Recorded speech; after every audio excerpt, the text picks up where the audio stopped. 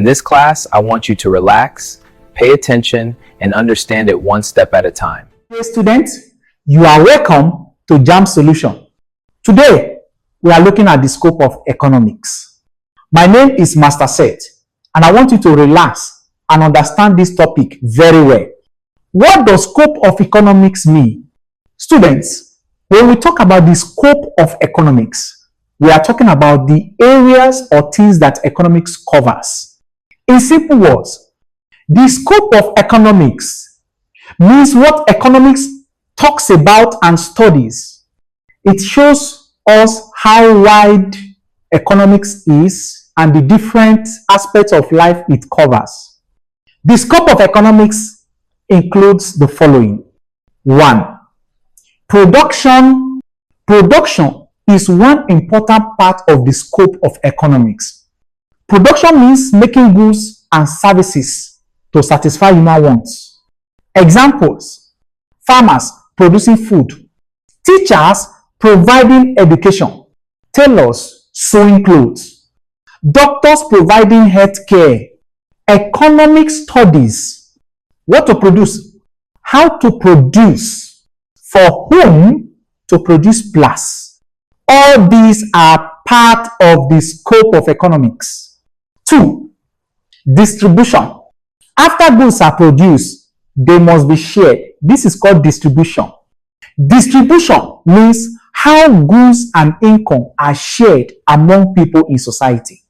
Examples: wages paid to workers, rent paid for land, interest paid on loans, profit earned by business owners.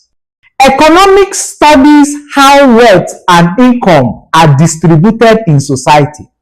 That is why distribution is part of the scope of economics. 3. Consumption. Consumption is another important area in the scope of economics. Consumption means using goods and services to satisfy wants. Examples: eating food, wearing clothes, using electricity, using transport services. Economic studies why people buy certain goods, how income affects spending, why people save or spend us.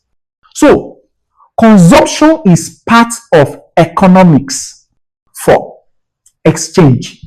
Economics also studies exchange. Exchange means buying and selling of goods and services.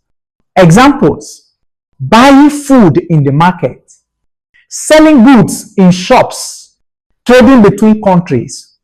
Economics studies prices, demand, supply, and markets. All these fall under exchange. 5. Microeconomics. Microeconomics is part of the scope of economics. Microeconomics studies small units such as individuals, households, firms, markets. It looks at how prices are fixed and how people make decisions. 6. Macroeconomics. Macroeconomics is also part of the scope of economics. Macroeconomics studies the economy as a whole.